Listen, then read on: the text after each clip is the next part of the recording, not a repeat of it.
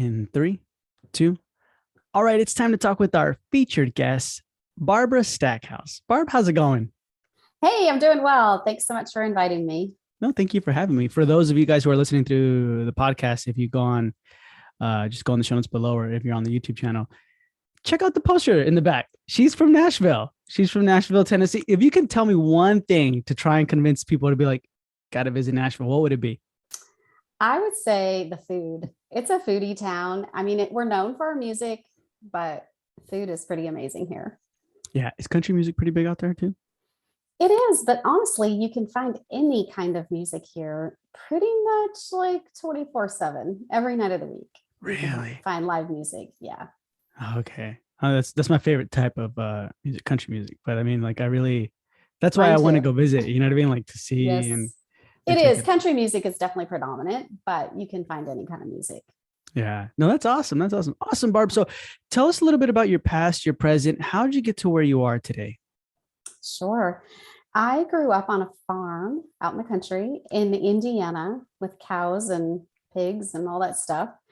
Um, and then decided to go to dental hygiene school, actually through a Hmm. friend who introduced me to that. And so I became a dental hygienist and was perfectly happy in private practice, raising two sons and my husband working, and life goes on. And then I decided I was going to go back to school. I wanted to teach dental hygiene. So I got my bachelor's and then I started working on my master's degree. And by this time, my kids were in college and we decided to make a move to Arizona. So I actually finished my master's degree in Arizona, but moving there then allowed me to meet Dr. Mike Schuster, Mhm. who's a very well-known dental consultant. And I actually worked in his practice and learned a lot of the consulting and teaching and the business side of dentistry. So just very grateful for that opportunity.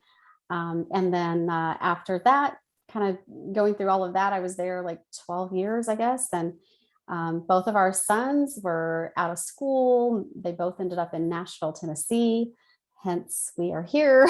Yeah. They were getting serious. So we moved here. I ventured out on my own.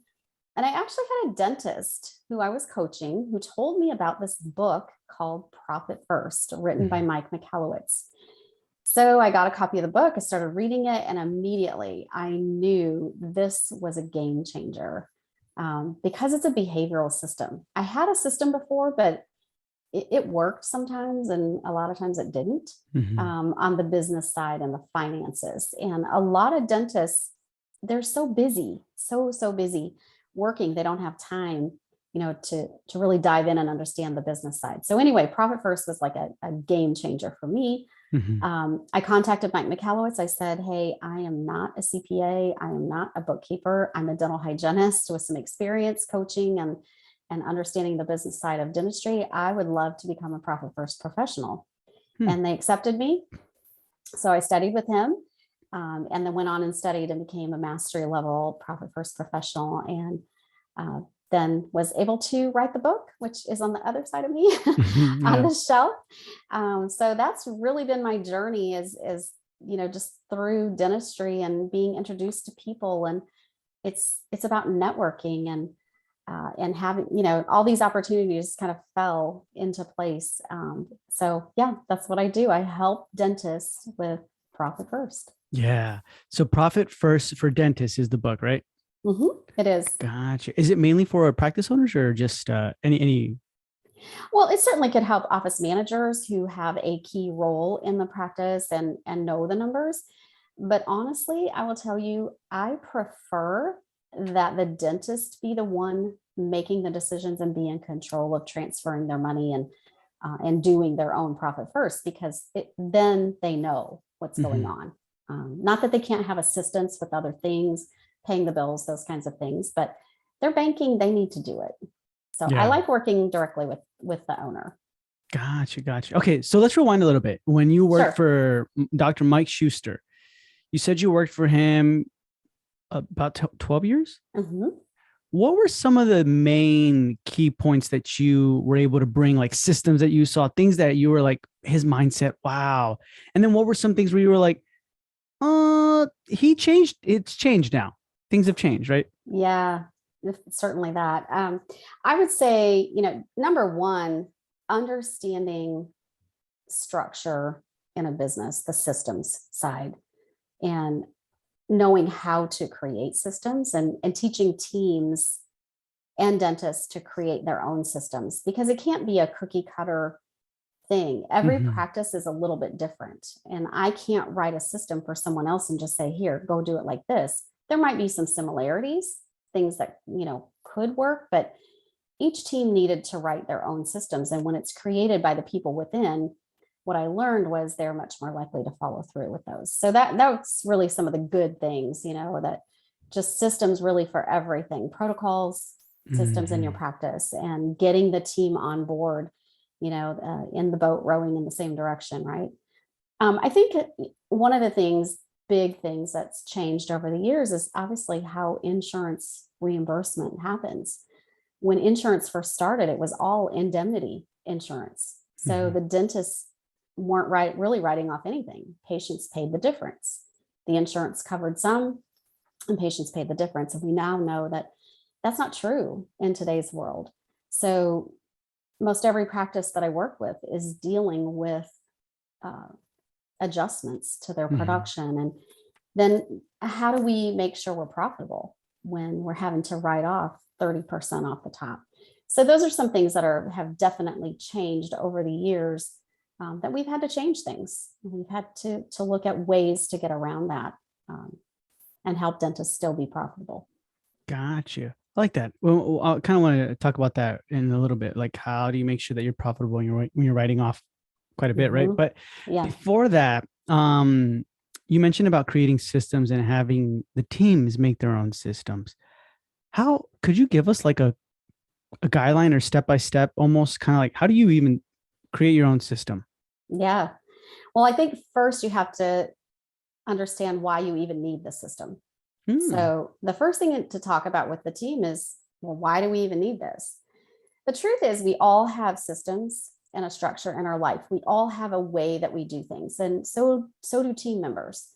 So they come into a practice, they bring with them their history, Hmm. the way they did it at the office before, or the way they think is the correct way to do it. So we do have systems, we just may not all be operating in the same system. So that's one of the reasons why we want to get together. But I think you have to answer the question why. If you are asking team members to get on board with you with whatever this system is, they need to understand the why behind it. And as long as they understand that, usually there's not a problem. If they understand that it's actually going to help everyone and allow us to work together, make a consistent experience for the patient, and make our lives easier, Hmm. typically, that's fine. So you have a title. What is the system? What's the why behind it? And then it's basically the who, what, when, where, how. You just answer those questions, write it down, in a document, and keep a file, Dropbox file or something like that, where you have all of them. Then, when there is a service failure, you can go back to the system and say, did we follow the system? Number one, that's the question. And number two, if we did and we still had a service failure, then we need to go back to the drawing board because something's not working in the system. Instead of pointing fingers at people, let's point fingers to the system and work together to change the system. Yeah. What systems would you kind of like, I guess, call out where you feel like it's not always fine tuned in a practice, right? Like whether it's Yeah. handing off the patient to the front office, right? Or something like that. Like Yeah. what would the system be for you where you're like, oh my God, this is happening all the time? Yeah, I would say that's a big one, back office to front office. I hear that a lot. And the feeling that there's a communication breakdown between those. So, that's certainly one of them. But, each department really has their own set of systems. And then there are some systems that are, office wide. Um, you know, how, how do you answer the telephone? I think that's huge. That is a key system in any practice, that everyone on the team understands how to answer the phone Mhm. and what to do. Even if you're a hygienist and you happen to be standing there, if everyone else is busy and the phone is ringing, you should know how to answer it and at least get some information from that person or put them on hold and get them to the correct person to talk to. I think that's just like common sense kind of stuff. But if you don't have a system, then you don't have consistency in how it's being done. I think that's a big one. When patients arrive at the office, what do we do? How do we greet them? How long are they expected to sit and wait for us? Are we ready? Are we keeping our appointments on time? Those are all systems that impact that patient experience. And then, of course, you have the behind the scenes things, such as having team meetings, having a morning huddle, some kind of morning meeting. You have really anything and everything that happens in the practice. If there is a breakdown, a system is probably needed. Gotcha. So systems it's almost like another job kind of thing. You know what I mean? Like to make sure you're finding these systems, implementing them right when they're happening. Because a lot of the times, we're so boggled down in the day to day, and doctors in the clinical side of everything. I don't think they have the time all the time to stop what they're doing and be like, well, let's make a system for this right now. Yeah, that's why we have team meetings. That's probably one of the other really important things to set up in a practice is regular team meetings. Now, I hear from practices say, well, we did team meetings for a while and then we just found we weren't productive. I agree 100%. If you're not productive in that meeting, it's a waste of time and money because it's expensive to have a meeting. However, if you have a plan and a structure for those meetings where you're going to be writing all of these systems and those systems are going to then impact your efficiency as a team, they actually pay for themselves. So you think the team meetings should be for like, okay, let's bring up the issues that are having and let's figure out the system for it.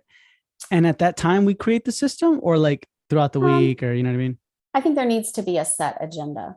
It's not a gripe session. I've seen that too many times where, everybody just comes to the meeting to voice their opinion or their gripe.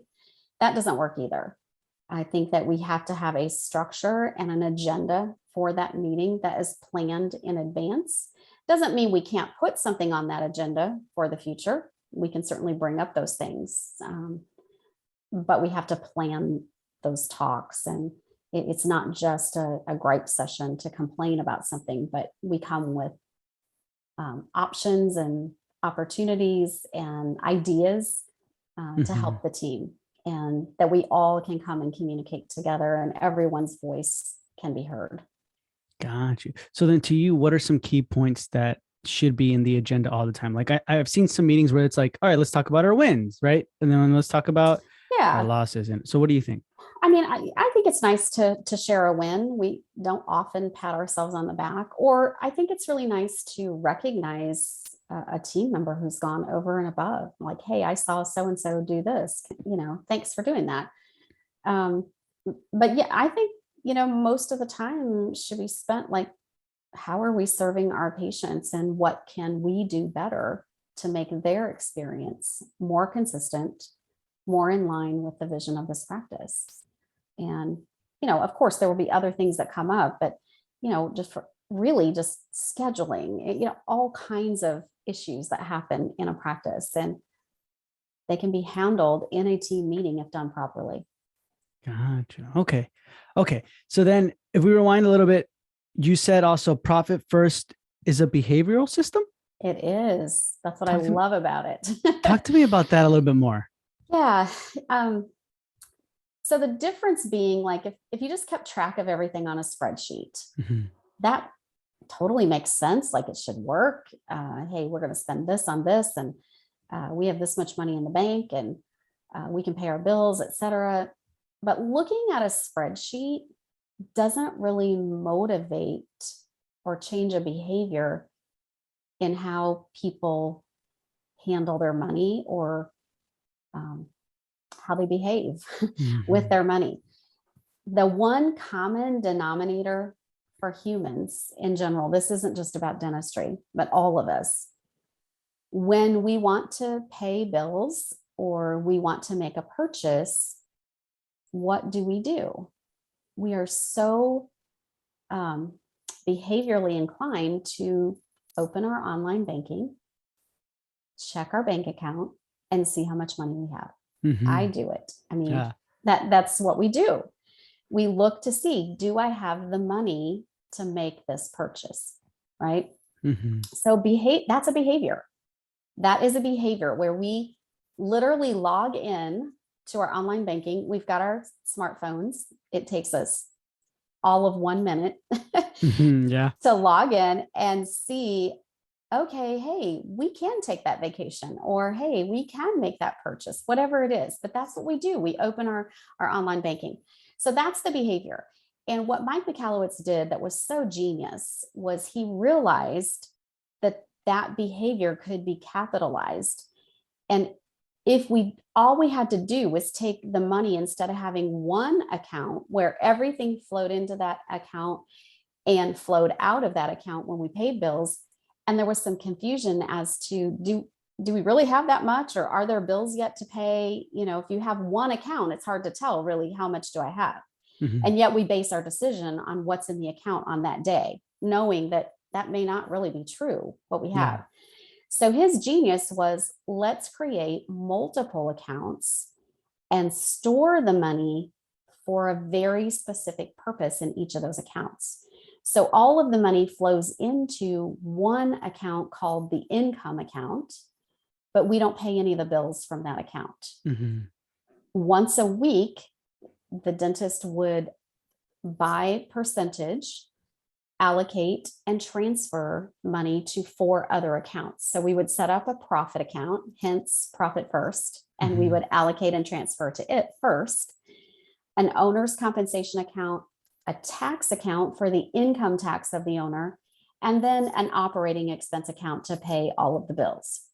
So every week we would be transferring a percentage into each of those accounts. And at any given time, you could open your bank account, you could see your accounts, and you can see what you have for what purpose. So if you looked at your operating expense account, you could truly know, this is what I have in my operating expense, because I've already set aside my taxes, I've already set aside my profit, I've already set aside my owner's pay. Got So you. that's the whole thing behind That's it. yeah. The That's like behavior. I remember reading that. I remember him talking about like to set up two no temptations account or something like that, Yes, right? yes. And And to me, I yep, thought that was brilliant. Well, when I read it, I thought it was brilliant because yeah. it's always like, oh yeah, and then tax season comes and you're like, oh my gosh, I have all the, you know what I mean? And Yeah. things like that. So, okay, when it comes to creating these 5 accounts, I guess like where do you feel like the behavior part plays into this? Like, so for example, the income comes in, right? Mhm. Profit is money you take out, right? As like a bonus. The owner's comp is regular form of income that comes from the business, any money you take out to support your lifestyle, right? Mhm. And then there's the tax and then the operations expenses. Can there be, how do we allocate the percentages? How do we do all this, right? Like, for Yeah. example, I'm like, I want to pay myself a little bit more. How do I Mhm. not go into the income and just, I'll just swipe Well, the card, you know? yeah. So the income account, really, every week we kind of empty out the income account. So in this system, we are allocating every dollar that comes in as income. We're allocating it somewhere. It must have a purpose. So every dollar, think of it that way. Every dollar that comes in will have a purpose for it. And ahead of time, there's an assessment that's done. And I explain all of that in the book, how to do a self-assessment. Mm-hmm. That's what I do to help dentists because they struggle with those things. But we do an assessment. We figure out exactly for this dentist, for this practice, what are the percentages. And I give averages. I mean, I talk about all of that in the book. And if a dentist is pretty savvy, they could figure that out. Mm-hmm. Once you know the percentages, then we allocate to those accounts. And the no temptation accounts are actually an additional 2 accounts at a bank across town. So I have my dentist take the temptation score. They have to score themselves and answer the questions such as, okay, if I didn't have money to pay the bills in my operating expense and I saw the money sitting in my tax account, would I steal from myself? Would I steal from my tax account to pay my bills. And if they say yes, I'm like, then you need a bank account across town where you can't get to it. Okay, because I And just we said make it yes. difficult. Yeah. I was like, yep, yeah. Yeah. Gotcha. Or would you steal from your profit account, right? Mhm. Because what's going to happen is the profit account and the tax account are going to have money that builds up in that account. So that money is going to be sitting there. It's been tagged and allocated for a different purpose. And all of a sudden you go, you know, I don't have money over here. I need that money. And you're willing to steal from yourself. So, and I say steal because Yeah. if that money belonged to somebody else, you wouldn't think of going and stealing from that person, but yet we're willing to steal from ourselves. So Yeah. that's the no temptation accounts. And we put those in a bank across town. So if those are needed, we do that, right? But otherwise, we use those bank accounts at our main bank, and that money gets transferred every week. We understand what that money is for, and then we just go about doing our business, and we pay our bills from the operating expense account. And when it's a week that we do a paycheck, we pay ourselves from the owner's comp, we pay our taxes from the tax account.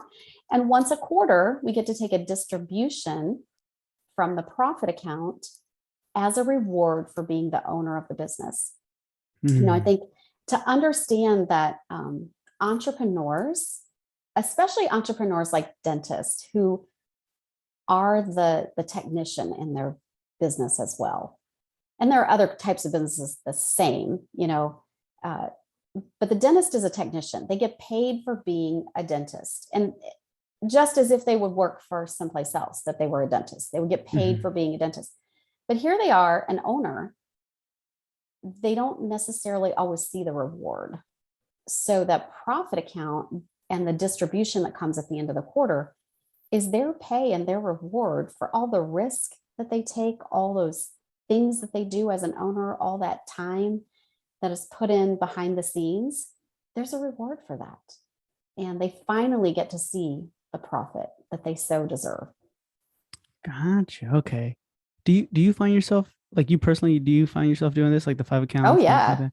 Yes, I sure do. I feel like, do let me ask you this. Do any of your clients or anybody like ever wonder or get worried, like, okay, well, I have to have a certain amount every time or else I'll get a charged a service fee and then all, you know what I mean? Like all this other stuff, or Yeah. And we set that all up from the very beginning. We determined that from the beginning. And some banks are friendlier than others to the profit first model. Many banks are picking up on it and they're seeing how their clients are actually doing better. So I think we can work with banks and figure that out. But the truth is that there may need to be a minimum amount. And if that's $500 or $1,000, no big deal. We'll just keep a minimum in that account and we won't go below that. That's our zero now. Yeah. So we handle that if need be. Gotcha. Okay. I like this is very, very interesting. And I like how you say steal instead of take too, because I mean, like when you say it like that, I'm like, oh, I'm stealing from myself or I'm stealing. It sounds so, right. But when you're just taking, like, hey, it's mine. I made it anyways. I got to take it. Right. And then we tend to justify. So you're so right. It's a behavioral thing. So what pushback do you normally see from practice owners with this profit first model? I think they either love it or they're just like, I don't really need that. I'm already doing fine. So what I would say is, if you feel like you're as profitable as you can be and you are happy with that, far be it from me to tell you to do something different. You have to want this. You have to want something different. You have to recognize that, hey, I could be more profitable, or I'm really struggling here. I need some help. I don't have any systems on the business side. Most dentists do have some systems in place with their team. They just do. And there's a lot of great coaches out there. I mean, I've done it myself. There's many, many colleagues out there who do great work with teams and develop these systems, but not very many dentists have written systems in place on the financial side of their business. And simple systems. Like, you don't need a lot of them. Like, this is so simple. In 10 minutes a week and about an hour a month, you can know exactly where you stand using the profit first system. Yeah. It's just so simple. Gotcha. And so is that, let's dive into like your business then a little bit here, Barb. Is that what Mhm. you do? Like Yep. specifically, what's your area of expertise? So my I think my superpower, if you will, Hmm. is really being able to tear apart the numbers and put it back together to simplify it and make sense of it for dentists. There's so Okay. many things that seem confusing. So organizing the money, getting systems in place and making it simple and making it make sense for dentists. I think that's really my superpower. Now, do I continue to coach and have an understanding of teams and the dental hygiene department and all of that? Yes, absolutely. So on top of Profit First, I think I really truly do understand the dental hygiene department and how to make that department profitable as well. So we look at that as a business within a business. And ownership, the hygienist having ownership of that department and understanding goals and understanding the expenses that they incur as well. Yeah. So there's a profit first model for hygiene too, or no? Yeah, well, that's what I do. So yes, as part of what when a dentist works with me, yes, I teach how to um, separate that out. And the hygiene department assumes a portion of all of the expenses in the practice other than lab. They don't have any lab bills. Mhm. But when you think about it, there are team members such as the admin team who help the dental hygiene department just like they do the dentist. All the patients come in through that. They check them in, they check them out, they schedule appointments, all those things. There's supplies that are used in a hygiene department. The hygiene department utilizes space in the practice. So, Mhm. there's rent, there's utilities, all those things. So I actually have my own software Hmm. that I had developers create, but it was my creation as to what was going to go in there. And so when I said in 10 minutes a week and about an hour a month, it takes dentists maybe about 20 minutes, but I say an hour, to enter some statistics into this portal online. And they do get a hygiene profitability report along with their practice profitability and their time utilization in their practice, because time is money in a dental Yeah. practice. So then what would be, well, I guess like if you could tell us like how is what are the specific percentages to look out for that? Sure. How can do you ever feel like whenever you implement this with the hygienist feels like she's overwhelmed or no, or You even know, better? I most of the time they want to know. Okay. I find that they're in the dark. They Mhm. they don't know. And as a hygienist, you're just doing what you think is best.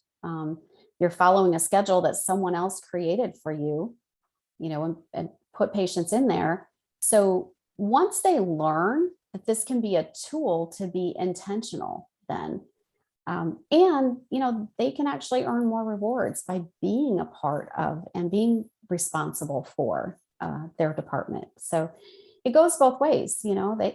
I think they like it, really, honestly. I mean, maybe there's some that don't, but for the most part, I find it's very positive. They like having goals, and they like knowing where they stand with those goals, just like everyone else in the practice. So I think Yeah. there's a level of maturity maybe that it takes, and there certainly could be some who prefer not to know, or don't want to, I guess. But for Yeah. me, most of the hygienists that I've worked with, I find that it's the way we approach it. It's not a pointing fingers. It's a, hey, how can I help you? How can we work together? And and I tell the doctors too, if your overhead is too high in your hygiene department, it means your overhead's too high in your practice, because they didn't make the decisions, you did as the dentist. So if Mhm. you made those decisions and your expenses are too high, that's going to carry over into their department. They can't help that.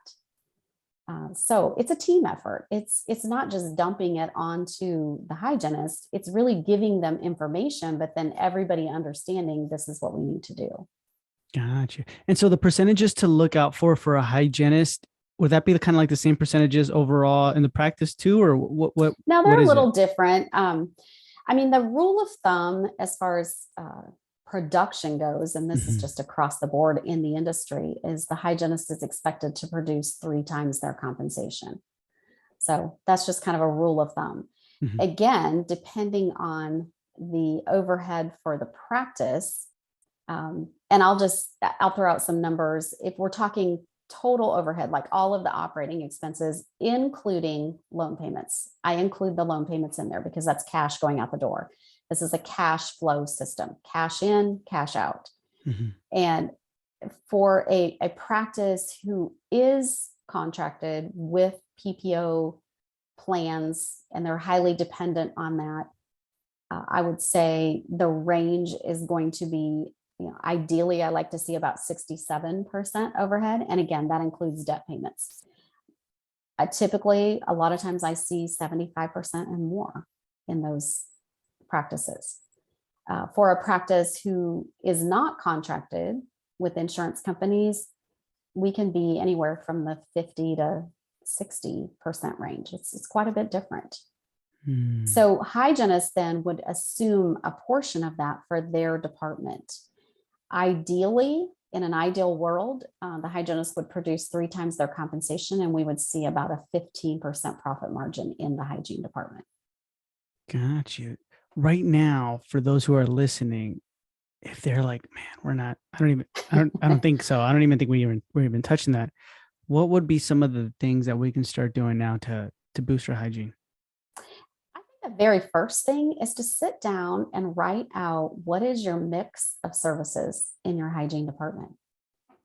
We do that with dentists. We look at what types of services do they provide? What are you going to refer out? What are you going to keep in?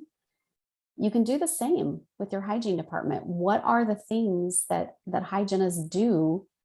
And are we being compensated for all of those things? I find that there are many things that hygienists are already doing. They're just not being compensated for it. So one is, or the oral cancer screenings. We've always included that in an exam, but now we know there are ways to do that even at an even higher level. And we can be compensated for that. Are your hygienists doing sealants? What is the mix of services? What do your hygienists know how to do?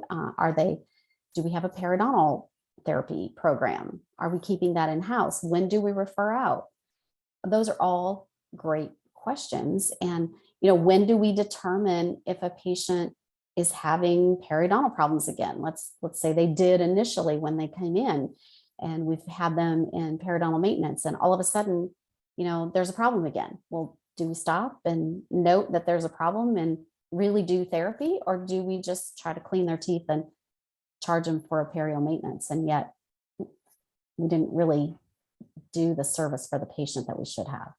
So things like that, just really stepping back. And this is where you've got to have the time to have a meeting. You can't do this in a busy day where you're seeing patients all day long. You have to be able to step back and say, okay, what are we doing? And what do we want to do? Yeah. And that's something you said we have to do in every single meeting. And I like that because I believe in the book, it also tells you like to evaluate yourself, right? Find where your inefficiencies are, right? Kind of like a thing like that. He says something like doesn't he say something like it's smarter to dig a well than to try to make it rain? Something like that. And it's true. Like you got to really think about these things. So then to you, just it's kind of like a general question, but I mean, at the same time, if we can like hone in on it, what can a dentist or practice owner specifically, right? And if we can even hone in a little bit more, almost like someone who is starting out 1 to 5 years, right? What can they do today to improve their business? The number one thing I would tell a dentist to do, if they were just going to do one thing, is open a savings account and start funding. Start with 1% of all your collections. You're not going to miss it. Just start putting money in that account every week. And as soon as you can, increase that to 2%.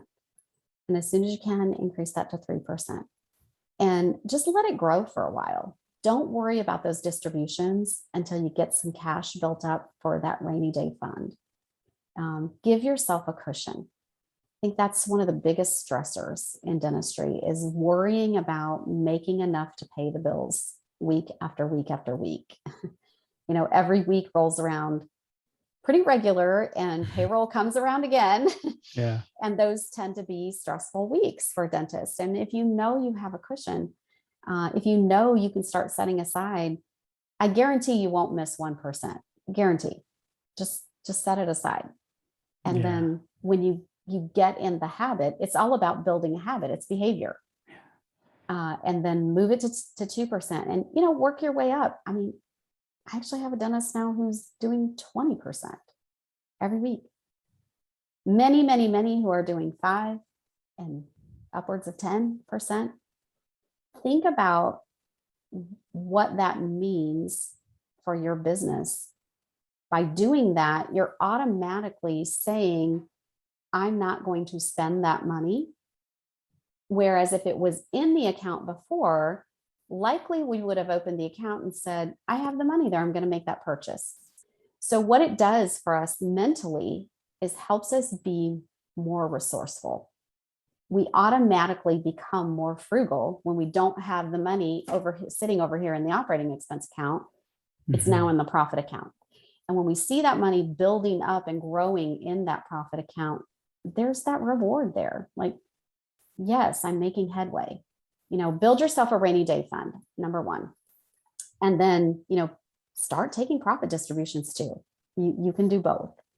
And just understanding a profitability model rather than just thinking you have to make the wheels go faster and produce more. Sometimes it's more about understanding profit and reducing expenses rather than running faster. Yeah, I like that a lot. I feel like that's I don't know. I mean, even to me, I think about it, what you say, and it's more like, oh, I need to make more sales, right? In order to make more profit. It's just simple as that. But I guess we really don't think about that. And maybe you do, maybe someone does, especially a startup, right? There's a lot of holes in the schedule. We're just trying to fill it. I get it. I understand. But you take an established practice, there probably aren't a lot of holes in the schedule. The schedule's full. So how will we produce more? Maybe we add another provider. That's pretty common, whether that's a hygienist, an associate. If it's an associate, now we're also adding probably another assistant. So what I want you to understand here is that adding that extra provider also is increasing your operating expenses. Yeah. And unless you are intentional about it, your overhead will increase at the same rate, and you'll end up taking home the same amount. And you're managing more people and seeing more patients, and yet you haven't seen an increase. So it can be done. It has to be planned correctly to do that. But I help a lot of dentists who come to me and say, I hired the associate. I hired the hygienist. I did all the things to grow, yet I'm not taking home any more money. What's going on? And that's where, they need to learn the profitability model, not just the production model. So in that scenario, because that's super common right there, Barb, like what would happen? Where would we scale back and be like, all right, this is what you need to look at first and do and take away and all these things? And I take this from Mike Michalowicz. This was not my idea. So I give him full credit in his book. And I talk about it in Profit First for Dentists as well. If you're thinking, let's just use the hygienist example. If you're thinking that you need to hire a hygienist, then you need to start setting aside some money, open another account, open another savings account. Start funneling some money over there and get 4 to 6 months worth of wages for this person in that account. Because we know history has proven that when you hire someone new, there will always be a little bit of a dip before you come up. There's training for that person. We maybe don't have the number of patients completely yet to support them.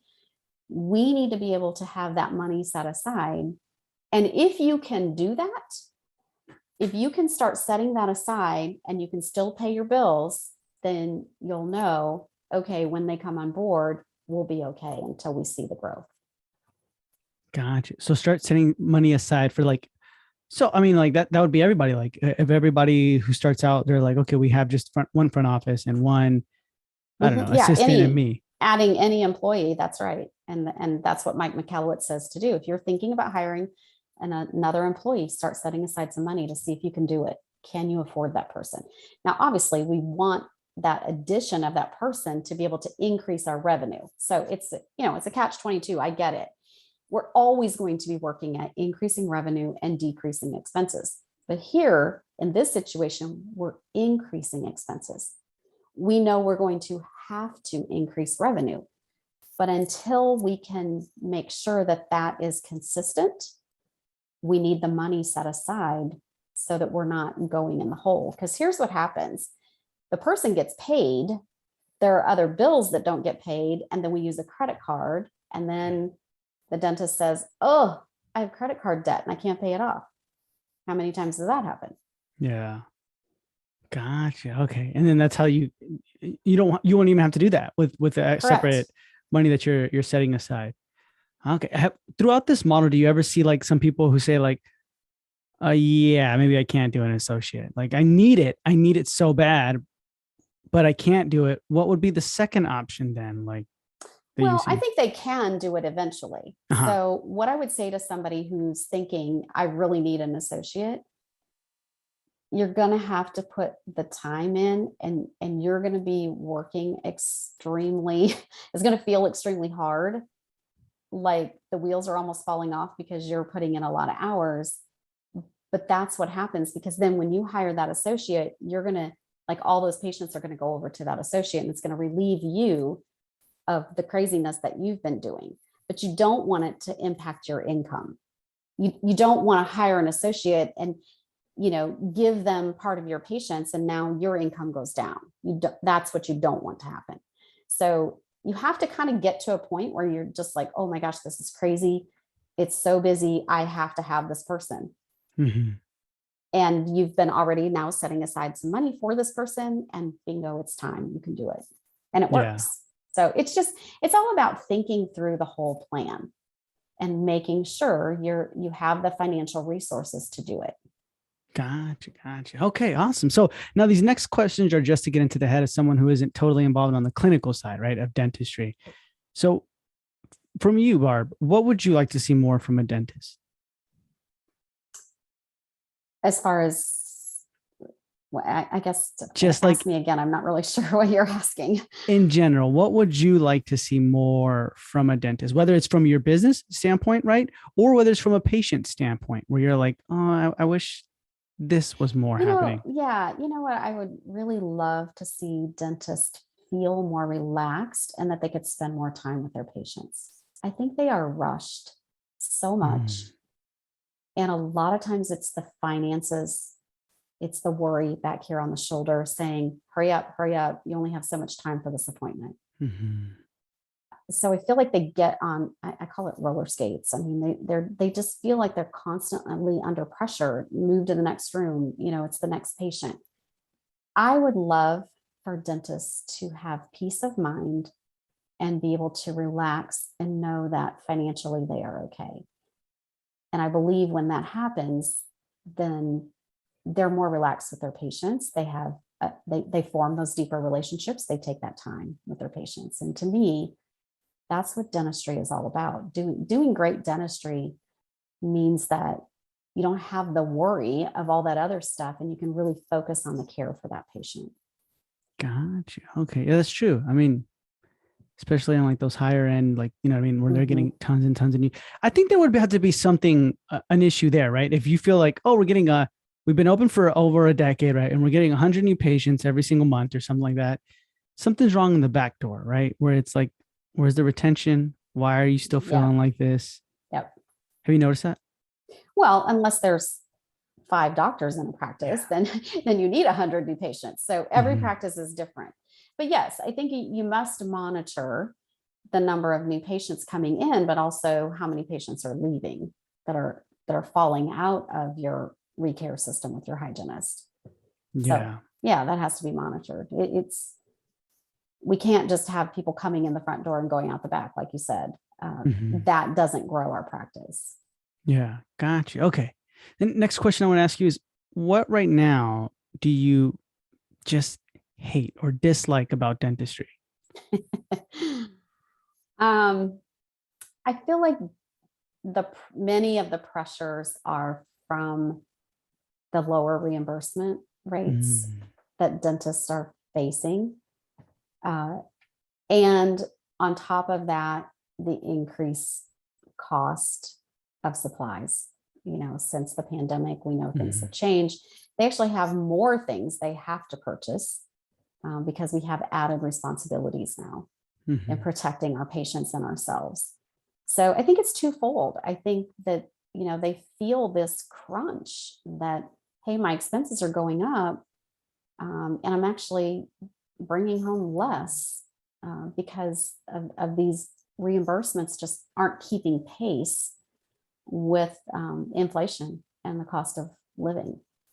So I think that's a huge stress that they have. And I would love to see that we could make some progress in that area to help dentists. It's really tough. I actually read a post the other day. It was in one of the groups with dentists. And this was a dentist who's been in practice for, 25 years. And he had a patient come in and he said he looked back 20 years prior to the same service. This person was in for a prophy and an exam and x-rays, I think, bite wing x-rays. And the fees were not much different from 20 years ago to what the reimbursement is today. That is sad to me. That is very sad. Yeah. I feel like that's why there's like a huge drop the PPOs, right? Drop the insurances type of movement right now. Everybody wants to kind of let it go. And honestly, they kind of getting the right membership plans, right? Doing what they can, providing there are many steps they can take to move towards that. Absolutely. Yeah. And the profit model, I feel like, honestly, not just because we're talking to you, but at the same time, I think that helps a lot. You know what I mean? Oh, for sure. Absolutely. It does. It gives confidence. It gives freedom. When you have cash in the bank and you have that cushion there, it gives you the freedom to make those decisions. Yeah, definitely. Okay, awesome. And then right now, what do you absolutely love about dentistry? Oh, I've always loved dentistry. What do I love about it the most? You know what? I think there has never been a time where the level of care, and you talked about some of the larger cases, the complexity of cases, seeing how dentists really truly change lives. It happens when people can smile, when they can eat, when they can talk, when they can chew their food. It changes lives.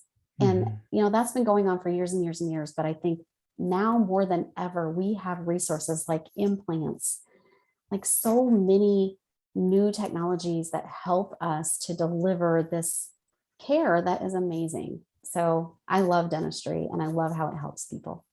Yeah, that's nice. Awesome. And then one of the last questions I wanted to ask you is, looking at this from a general population standpoint, right? Like you and I, we both have to go to the dentist, right? What needs to change for people to be more open to dentistry? I think that people rely too much on this, what we call dental insurance. And they think they have to have insurance to go to the dentist. It's been proven. People who do have dental insurance go to the dentist more, or these membership plans, getting patients into a membership plan in your practice. It's been proven that they will go to the dentist more. So they are very dependent on that.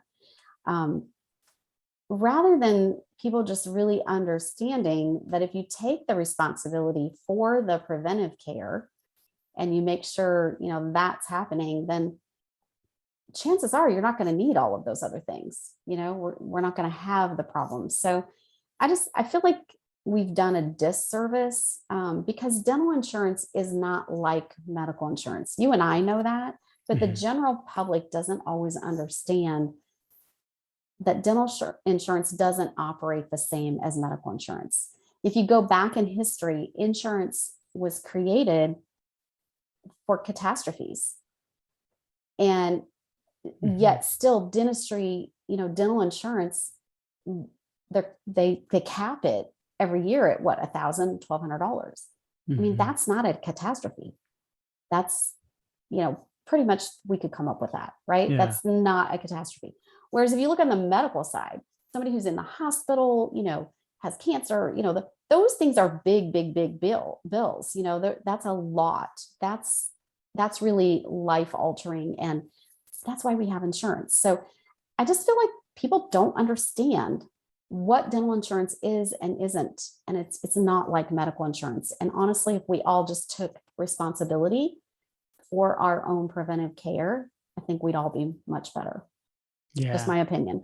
No, yeah, I 100% agree. A lot of people believe that a lot more. Their insurance. You're like, oh, my insurance doesn't cover it. Okay, well, I only want to do whatever it covers, right? Yeah. And it's like, oh my gosh, you need so much more. It's gonna get worse, but right.